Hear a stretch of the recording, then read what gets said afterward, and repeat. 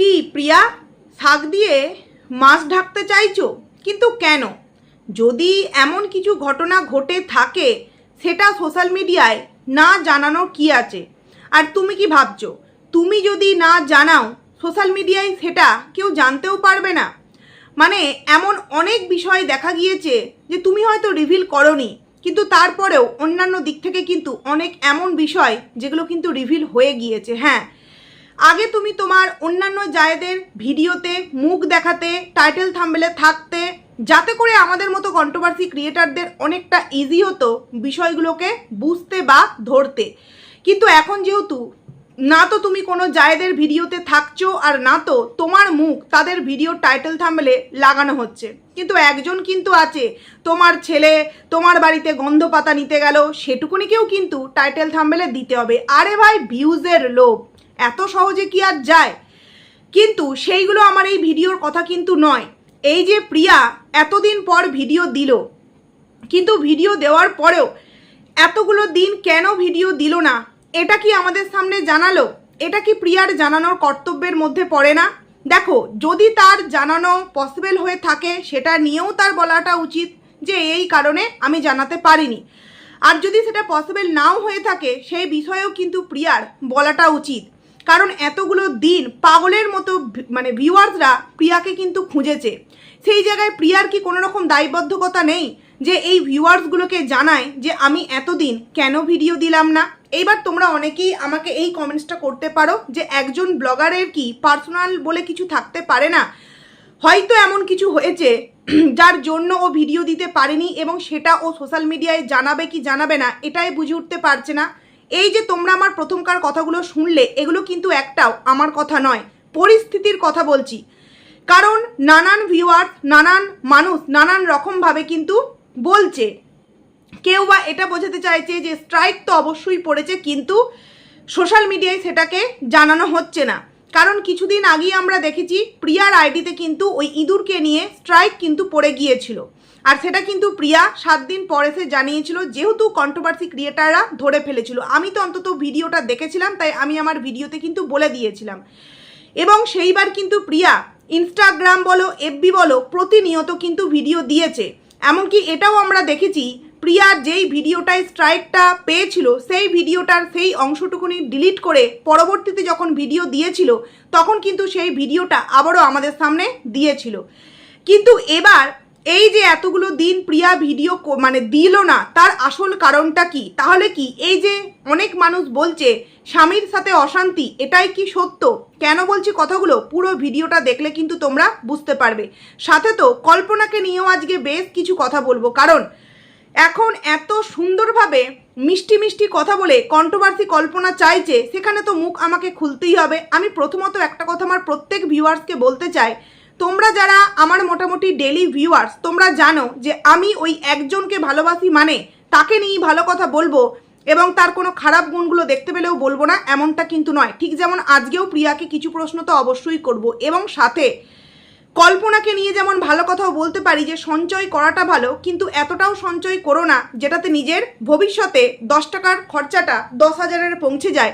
আজকে কিন্তু কল্পনাকে নিয়েও বেশ কিছু এমন কথা বলতে বাধ্য হব যেগুলো হয়তো অনেক মানুষই আবার সহ্য করতে পারবে না। যাই হোক, তবু ভিডিওতে বলবো, কারণ সেটা আমার মনে হয়েছে, আর আমি যেহেতু ভিডিওটা করছি অবশ্যই আমি সেটা বলবো। প্রথমেই বলি, হ্যালো আমার প্রিয় পরিবার, কেমন আছো তোমরা সবাই? আশা করছি খুব ভালো আছো, আমিও খুব ভালো আছি। পায়েলস ফ্যামিলিতে নতুন একটি ভিডিওই তোমাদের অনেক অনেক স্বাগত জানাচ্ছি।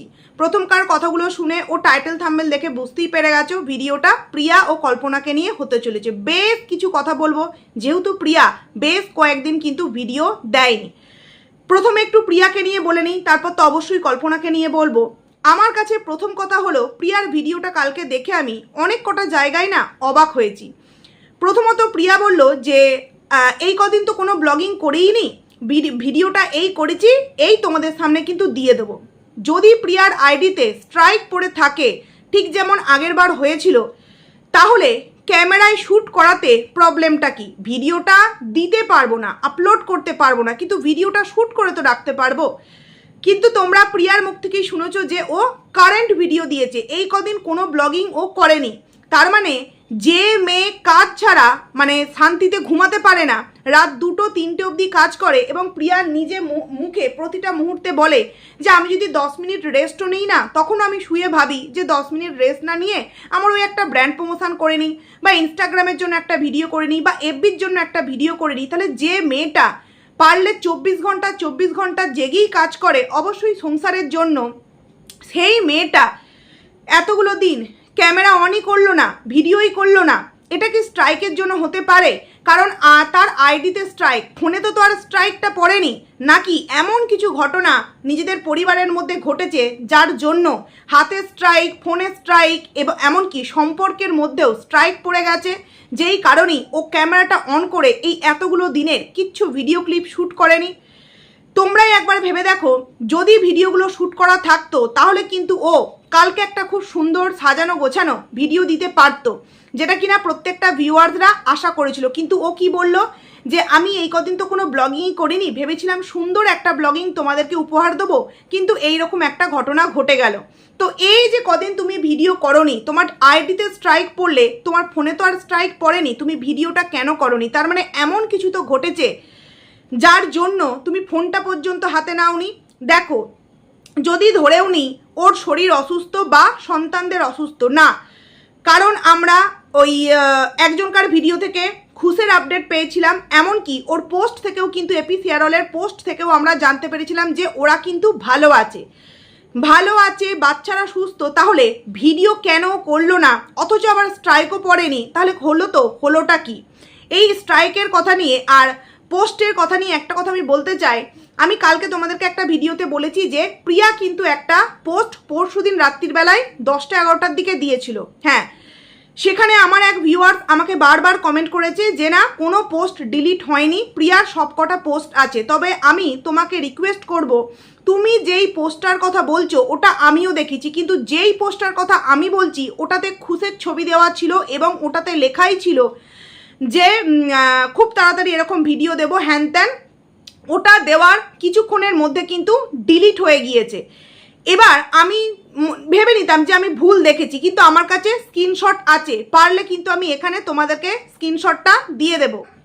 154টা লাইক প্লাস 27টা কমেন্ট কিন্তু পড়ে গিয়েছিল এবং সেখানে আমার চ্যানেলে কোনো রকম স্ট্রাইক পড়েনি। বন্ধুরা, খুব শীঘ্রই ব্লগ ভিডিও নিয়ে আসবো, বন্ধুরা কেউ চিন্তা করো না, এরকম লেখা ছিল। এই পোস্টটা কিন্তু নেই, তুমি যতই আমাকে যেভাবে দেখতে বলেছো আমি কিন্তু তত রকমভাবে দেখেছি, এই পোস্টটা কিন্তু নেই। সব থেকে বড় কথা, আমার তার আগের দিনের ভিডিওতে আমাকেও কিন্তু কমেন্টস করেছে যে পায়েল দেখো, প্রিয়া একটা কমিউনিটি পোস্ট দিয়েছিল, ওটা কিন্তু আর নেই, ডিলিট হয়ে গেছে। আমি কিন্তু তাকে অ্যান্সার দিয়েছি যে না, পোস্টটা আমার কাছে আছে, আমি পরের দিন ভিডিও দেব। আমি একা নয়, অনেক ভিউয়ার্সরা দেখেছে ওই পোস্টটা কিন্তু নেই। তুমি যেই পোস্টটার কথা বলছো সেটা আয়ুষের জন্মদিনের একটা পোস্ট, তারপর কালকে যে পোস্টটা সেই পোস্টটা আর এপি শেয়ার হলে মাঝখানে এই যে খুশের ছবি দিয়ে খুশের দিদার সাথে আছে, এই পোস্টার কমিউনিটি পোস্টটা কিন্তু নেই। যাকে তবু আমি স্ক্রিনশটটা দিলাম, তুমি আমার ভিডিওটা দেখে তোমার যদি মনে হয় এই পোস্টটা এখনো পর্যন্ত দেখা যাচ্ছে, অবশ্যই তুমি আমাকে কমেন্টস করে জানিও, আমি অন্তত দেখতে পাচ্ছি না। এবার চলে আসি, এতগুলো দিন হয়ে গেল প্রিয়া ভিডিও দেয়নি, তারপরেও প্রিয়া যেই ভিডিওটা দিল সেই ভিডিওর মধ্যে কিন্তু সেই রকমভাবে প্রিয়া কোনো কিছু জানালো না। স্বাভাবিকভাবেই প্রিয়ার একটা দায়িত্ব থাকা উচিত ভিউয়ার্সদেরকে জানাবার যে কি হয়েছে। দ্বিতীয় কথা হচ্ছে, প্রিয়া প্রচণ্ড অসুস্থ হয়ে পড়লো এবং রান্না করার পর ভাত দিতে দিতে মাথা ঘুরে পড়ে গেল, প্রচণ্ড তার কষ্ট হচ্ছিল, ভমিটিং ভাব লাগছিল, পড়ে গেল। আমার না ওই মুহূর্তটা দেখে জাস্ট অবাক হলো, একটা মেয়ে ওইভাবে মাথা ঘুরে পড়ে গেল আর শাশুড়ি মা খেতে ব্যস্ত, মানে ইনি কি ধরনের মানুষ? ওই সময় অন্যান্য মা হোক, শাশুড়ি মা হোক বা যেই থাকুক সামনে, তার চোখের সামনে কেউ একজন এইভাবে পড়ে গেল, সে তো ছুটে এসে আগে মুখে চোখে জল দেবে বা একটু জল খাওয়াবে, কিন্তু আমি দেখলাম যে উনি কিন্তু খেতেই ব্যস্ত আছেন। প্রিয়াকে কোনোরকম কোনো কিছু সেইভাবে মুখে চোখে জলও দিল না বা এক গ্লাস জলও তার মুখের সামনে এগিয়ে দিল না। দেখো, আমি ওনার শাশুড়ি মাকে খারাপ বললেই যে মানুষটা খারাপ হয়ে যাবে এমনটা কিন্তু নয়, কিন্তু ওনার যে ব্যবহারগুলো আমরা অন ক্যামেরায় দেখতে পাচ্ছি, কারণ যখন ক্যামেরাটা চলছিল তখন কিন্তু প্রিয়া ওইভাবে অসুস্থ হয়ে পড়ে। যদিও বা প্রিয়ার এই অসুস্থটাকে অনেকেই বলছে প্রিয়া ইচ্ছাকৃত নাকি শুয়ে পড়েছে ভিউজ আর্ন করবার জন্য। আমার হাসিও পায়। যেই মেয়েটা ডক্টরের কাছে দেখালো, মানে গেল, সেটা ভিডিওতে দেখালো, কি প্রবলেম হয়েছে সেটাও ভিডিওর মধ্যে বললো, তারপরেও এইরকম কমেন্টস বা এইরকম মানে কিছু মানুষ কি করে বলতে পারে যে প্রিয়া নাকি ভিউজের জন্য ইচ্ছাকৃত ওখানে শুয়ে পড়েছিল। মানে অবাক লাগে কিছু মানুষের কিছু চিন্তা ভাবনা দেখে। তো যাই হোক, ওই সময় দেখলাম ওর শাশুড়ি মা না তো প্রিয়ার মানে পাশে একটু গেল, না তো এক গ্লাস জল বা একটুখানি মুখে চোখে জল দিল। অথচ দেখো এই প্রিয়াকে নিয়ে এই শাশুড়ি মা মানে কত কিছু কর্মকাণ্ড ঘটিয়েছে। তখন সবাই কিন্তু প্রিয়াকে জাস্ট এইভাবে ছিঁড়ে খেয়েছে, কিন্তু এখন দেখুন প্রিয়া দায়িত্ব পালন করা থেকে ও কি সরে গিয়েছে। ও বারবার একটা কথা বলছিল যে আমি মাকে ডালটাও দিতে পারছি না, মা একটু ডালটা নিজেও নিতে পারছিল না। মানে তারপর যখন দেখলো একদম শুয়ে পড়েছে তখন কিন্তু প্রিয়ার শাশুড়ি মা ডালটা নিল। আমার মনে হয় অন্যান্য শাশুড়ি মা বা অন্যান্য মায়েরা হলে বা যেই থাকুক না কেন, ওই সময়টা আগে ভাতের থালাটা ফেলে রেখে আগে কিন্তু তাকে গিয়ে দেখতো বাবা কি হলো, শুয়ে পড়লো কেন এরকমভাবে হঠাৎ করে। এবং তখন আরও একটা জিনিস নোটিস করলাম, অভি দেখলাম সোফায় বসে বসে ফোন নিয়ে কিছু একটা দেখছিল। প্রথমে হয়তো লক্ষ্য করেনি, তারপর যখন লক্ষ্য করলো তখন কিন্তু ছুটে এলো। কিন্তু আমার যেন কোথাও একটা মনে হয়েছে অন্য সময় প্রিয়া যখন ভিডিও করে অভির আলাদা একটা মুড থাকে, কিন্তু কালকের ভিডিওটা দেখে মনে হলো যে অভি সেই মুডে কিন্তু নেই। মানে পারিবারিক কি কিছু প্রবলেম হয়েছে, পারিবারিক কিছু দ্বন্দ্ব। দেখো প্রিয়া যেহেতু ক্লিয়ার করবে না, একজন কন্ট্রোভার্সি ক্রিয়েটার হিসাবে যেই জায়গায় সন্দেহ লাগবে অবশ্যই সেগুলো প্রশ্ন করব। আর প্রিয়া যদি মনে করে যে হ্যাঁ একটা কিছু অন্তত বলা উচিত, এটা আমার দায়িত্বের মধ্যে পড়ে, তো আমি আশা রাখবো প্রিয়া নিশ্চয়ই ক্লিয়ার করবে। যেই সমস্ত মানুষেরা ভুল চিন্তাভাবনা করছে যে স্বামীর সাথে অশান্তি, পারিবারিক মনোমালিন্য বা কিছু একটা হয়েছে, সেটার কিছু একটা উত্তর যদি ও দেয় আমার মনে হয় এটা কিন্তু বেটার হবে। সেই জায়গায় অভি তারপর ছুটে এলো, তারপর তাকে স্নান করানো, ভাত খাওয়ানো, সব কিছু করলো। হ্যাঁ এটাই তো একটা স্বামীর কর্তব্য, বউ ইনকাম করুক আর নাই করুক, চোখের সামনে একটা মানুষ অসুস্থ হয়ে পড়লে তার এরকমভাবে ছুটে আসা, সেবা করা, এটাই তো সব থেকে একটা বড় দায়িত্ব, তাই না? কিন্তু অনেক ক্ষেত্রেই আমরা দেখেছি এরকমটা কিন্তু আবার হয় না। যদিও বা আমার ভিডিওটা দেখে, আজকে প্রিয়ার ভিডিওটা দেখে একটু ডাউট লাগলো যে প্রিয়া অ্যাকচুয়ালি কি লুকাচ্ছে আমাদের কাছ থেকে, কি বোঝাতে চাইছেও। তো যাই হোক সেখানটা শুনলাম। তারপর প্রিয়া আবার লাস্টে ভিডিওতে বলল যে ও ডক্টরের কাছে গেল, তোমার দীপিকা দিকে সাথে নিয়ে ডক্টরের কাছে গেল, এবং সেখানে মানে সেখান থেকে এসে বলল যে প্রচণ্ড আয়রনটা কম আছে। তো এই সেম প্রবলেমে আমি ভুগছি। আমি প্রায় এর আগের মাসে অনেক ডক্টর দেখিয়েছি এবং শেষ ডক্টররাও কিছু ধরতে পারেননি। তো আমার এমআরআই সিটি স্ক্যানের ডেট আছে এই 11 তারিখ বলছি 24 তারিখ। তো যাবো, তাতে কি রিপোর্ট আছে আমিও চিন্তায় আছি।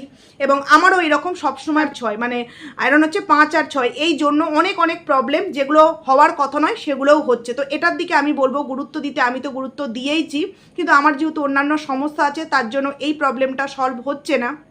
দ্বিতীয় কথা, ওর আরও একটা প্রবলেম, সেটা হচ্ছে যে ভার্টিগো বলল যে প্রচণ্ড ওর মাথা মানে ঘোরায়, বমিটিং ভাব হয়। তো এটা অনেক মানুষেরই আছে। আমার মনে হয় এটার মেন বিষয় হচ্ছে যে বেশি ফোন দেখা, বেশি ক্যামেরার দিকে তাকিয়ে থাকা। কারণ এই যে আমরা ফোনে ভিডিও করি, ক্যামেরা থেকে যে একটা আলো বের হয় এটা কিন্তু খুব একটা ভালো নয়। আমার এক সময় এত মাথা যন্ত্রণা করে আমি পুরো লাইটটাকে কমিয়ে দিয়ে ভিডিও করি, যদিও খুব অসুবিধা হয় ভিডিও করতে, তারপরেও করি। সেই জায়গায় প্রিয়া তোমার এই যে ইউটিউব, ইনস্টাগ্রাম, এফবি প্রতিনিয়ত ক্যামেরার সামনে, প্লাস রিং লাইট। আমি এতদিন সোশ্যাল মিডিয়ায় আছি, আমার কোনো রিং লাইট নেই, কারণ আমি রিং লাইট কখনো ইউজ করা পছন্দই করি না। হ্যাঁ ভবিষ্যতে হয়তো কিনতে পারি, কিন্তু এই আলো কি আমি সহ্য করতে পারি না, ফোনের আলো। আবার রিং লাইট নিলে আরোই প্রবলেম হবে চোখের। সেক্ষেত্রে প্রিয়াকে রিং লাইটের সামনে কাজগুলো করতে হয়, সেই জায়গা থেকে এই প্রবলেমটা হয়েছে। তবে আমি বলবো যে নিজের শরীরের দিকে যত্ন নাও, দুটো সন্তান আছে, কাজ তো অবশ্যই তোমার আছে, কাজ না করলে সংসারটা কি করে চলবে, কিন্তু তার আগে নিজের যত্ন নাও। আর তোমার দায়িত্ব থেকে মানে যে একটা কর্তব্য বোধ আছে, তুমি সব দিকে যেমন পালন করছো, আশা রাখবো ভিউয়ার্সদেরকেও তুমি অরিজিনাল বিষয়টা জানাবে যে কি কারণে তুমি ভিডিও দিলে না। এটা তো স্বাভাবিক বিষয়, তাই না? যে যেহেতু তুমি স্ট্রাইক পাওনি, তুমি কেন এই 7 দিন এপি ব্লগসে কমিউনিটি পোস্ট দাওনি, এপি শেয়ার হলে কেন দিয়েছো? দ্বিতীয় কথা, তুমি যেহেতু স্ট্রাইক পাওনি, তুমি জানো 8 নম্বর দিনে তুমি ভিডিও দেবে, বা যে কোনো কারণে তুমি 11 নম্বর, 8 নম্বর, 12 নম্বর দিনে ভিডিও দেবে, তাহলে তুমি ভিডিও শ্যুট করে কেন রাখুনি? তাহলে এমন কি কিছু ঘটনা ঘটেছিল? আর এটাও আমরা দেখেছি যে ধরে নিলাম ইউটিউবে স্ট্রাইক পড়েছে, এফবি ইনস্টাগ্রামে কি হয়েছিল সেগুলো তো তুমি কোনো ভিডিও দাওনি কেন? আগের বার তো দিয়েছিলে। তার মানে স্ট্রাইকটা কি সত্য ঘটনা নয়? সত্য ঘটনা কি পরিবারে অন্য কিছু একটা পরিস্থিতি ঘটেছে যেটা সোশ্যাল মিডিয়ায় প্রিয়া বলতে পারছে না? তবে আশা রাখবো প্রিয়া ক্লিয়ার করবে। এটা ক্লিয়ার করলাম। আর চলে আসি কল্পনার ভিডিও নিয়ে। কল্পনা আগের দিনের ভিডিওতে লিখেছে, আর কতদিন সরল সাদা আর বোকা থাকবো, এবার নিজের ওপর ডিপেন্ড হতেই হবে। এই যে একটা থাম্বনেল, টাইটেলেও তাই লিখেছে, এই একই কথা।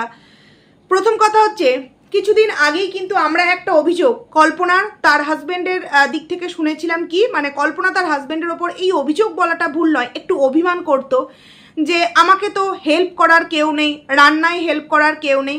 দেখো কল্পনা, তোমার বলে নয়, এরকম অনেক অনেক মহিলাদের স্বামীরা বাইরে থাকে, তাদেরকে কিন্তু একা সমস্তটা সামলাতে হয়। আবার এটাও ভেবো না যাদের স্বামীরা বাড়িতে থাকা মানেই বাড়ির দায় দায়িত্ব পালন করবে, কারণ এমন অনেক কাজ আছে যাদের ওই খুব সকাল সকালে বেরিয়ে যেতে হয়, হয়তো ছুটি হয়ে যায় 6টার মধ্যে, বাট এতটা দূরত্বেই তাকে অফিস যেতে হয় যে তার বাড়ি আসতে আসতে রাত 10টা 11টা বেজে যায়। তার মানে ভাবো তো, যেই মানুষটা সকাল 6টায় চলে যাচ্ছে আর রাত 11টায় বাড়ি আসছে, সে কি কোনো দায় দায়িত্ব তার স্ত্রীর প্রতি পালন করতে পারে না। তো সেই জায়গা থেকে এটা ভেবে তোমার কষ্ট পেয়ে লাভ নেই যে আমাকে তো রান্নায় কেউ হেল্প করতে পারে না। দেখো, মোটামুটি তোমার হাজব্যান্ড একটা সেন্ট্রাল গভর্নমেন্টের জব করে, তুমিও মোটামুটি রোজগার করো। যদি তোমার মনে হয় যে না আমি পেরে উঠছি না, অবশ্যই তোমার একটা হেল্পিং হ্যান্ড রাখা প্রয়োজন আছে। যেহেতু তুমি পেরে উঠছো না, তোমার শারীরিক প্রবলেম দেখা দিচ্ছে, তো তোমার একটা হেল্পিং হ্যান্ড অবশ্যই কিন্তু রাখার প্রয়োজন আছে।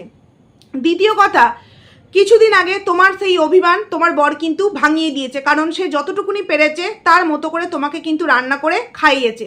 এইবার প্রবলেম হলো, তুমি এবারে তোমার শরীরের যে প্রবলেম, মাজায় ব্যথা, কোমরে ব্যথা, প্রচণ্ড পেন হয়, এটার জন্য তুমি বললে যে আমি অনেক দিন ধরেই মানে ভেবেছি যে হয়তো ও এবারে আসবে, এবারে এসে আমাকে ডক্টরের কাছে নিয়ে যাবে, পরের বারে নিয়ে যাবে, কিন্তু ও এতটাই কাজে ব্যস্ত হয়ে পড়ে যে আমাকে ডক্টরের কাছে নিয়ে যাওয়ার সময়ই পায় না। আচ্ছা, আমি মেনে নিলাম তোমার হাজব্যান্ড এসে ডক্টরের কাছে নিয়ে যাওয়ার তোমাকে সময় পায় না, কিন্তু যে তুমি নিজে সমস্ত দিক একা হাতে সামলাচ্ছ, প্লাস তোমার মায়ের এই কিছুদিন আগে দাঁতের, মায়ের না দিদির মায়ের মনে হয় দাঁতের প্রবলেম হলো, প্লাস দিদির শরীর অসুস্থ, তখন তুমি কিন্তু মাকে নিয়ে হসপিটালে গিয়েছিলে। তুমি বললে না যে আমি একা কখনো হসপিটালে সেই বেবিও অসময় গেছি, আর কখনো যাইনি। এটা মনে ভেবো না যে আমি এটা কখনো করিনি, আমি এটা কখনো যাইনি, আমি এটা খাইনি, মানে আমার সাথে এটা কখনো হতে পারে না। এমনভাবেই নিজেকে প্রস্তুত রেখো যে হ্যাঁ, আমাকে যে কোনো মুহূর্তে, যে কোনো সময়ে, যে কোনো পরিস্থিতিতে যে কোনো কাজ কিন্তু করতে হতে পারে। সেক্ষেত্রে তুমি হসপিটালে যাওনি এমনটা নয়, তুমি জানো, এবং তুমি নিজে মোটামুটি যতটুকুনি শিক্ষিত আছো, মোটামুটি গেলে কিন্তু সমস্তটাই করতে পারবে। কিন্তু একটা স্ত্রীর দাবি থাকে স্বামীর সাথে যাওয়া মানে আলাদাই একটা ভালোবাসা, তাই না? কিন্তু এটাও আমি তোমাকে বলতে বাধ্য হচ্ছি, এইবারই দেখেছি যে তুমি তোমার হাজব্যান্ডকে নিয়ে শ্বশুরবাড়ি যাওয়ার পথে বেশ কিছুক্ষণ টাইম কিন্তু তুমি ওই গঙ্গার পার না নদীর পার বসে বসে সময় কাটিয়েছো। দুদিন যাবৎ কিন্তু তোমরা কেনাকাটা করতে গিয়েছো শপিং মলে, ভিডিওতেই দেখেছি তোমাদের।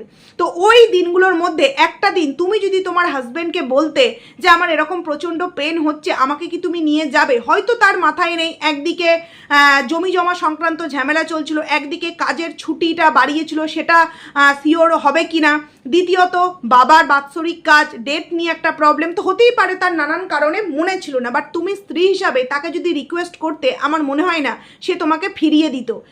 কিন্তু আমি দেখেছি তোমরা দুদিন কেনাকাটা করতে গেছো, ওই দুদিনের মধ্যে একদিন গেলেই পারতে, ওই যে গঙ্গার ধারে না নদীর ধারে গেলেই পারতে, কিন্তু তুমি যাওনি। এটা হয়তো হতে পারে তুমি ইচ্ছাকৃত যাওনি, এখন তুমি এটাকে ভিউজ কামাবার জন্য, একটু সিম্প্যাথি আদায় করবার জন্য ভিডিওতে বলছো। বলতে বাধ্য হচ্ছি, কারণ সময় ছিল না, এটা বলা ভুল। সময় না থাকলে দুদিন শুধু শুধু কি করে তোমরা শপিং মলে যেতে পারতে? হ্যাঁ, কেনাকাটারও প্রয়োজন আছে, কিন্তু সেটার থেকে বেশি প্রয়োজন তোমার ট্রিটমেন্ট করানো, তাই না? তোমার পজিটিভ ভিউয়ার্সরাও হয়তো আমি কি বলতে চাইছি এটা বুঝবে। তারপর তুমি বললে যে না, এবার কিন্তু কারোর ওপর নির্ভরশীল হলে চলবে না, নিজেকেই নিজের মতো করে কিন্তু এইবার সুস্থ রাখার চেষ্টা করতে হবে। খুব ভালো একটা পদক্ষেপ। কিন্তু আরও একটা কথা বলতে চাই, তুমি বললে যে তোমাকে হোমিওপ্যাথি ওষুধ নাকি তুমি নাকি একবার ডক্টর দেখিয়ে হোমিওপ্যাথি ওষুধ তুমি নিয়ে এসেছিলে, কিন্তু সেই ওষুধটা অনেকটা হজবরল, কারণ ওই 15 ফোঁটা ওষুধ গরম জলে খেতে হবে, টাইম মেনটেন করে খেতে হবে, এবং খেতে ওষুধটা একটু অন্যরকম, তাই তুমি সেটা খাওনি।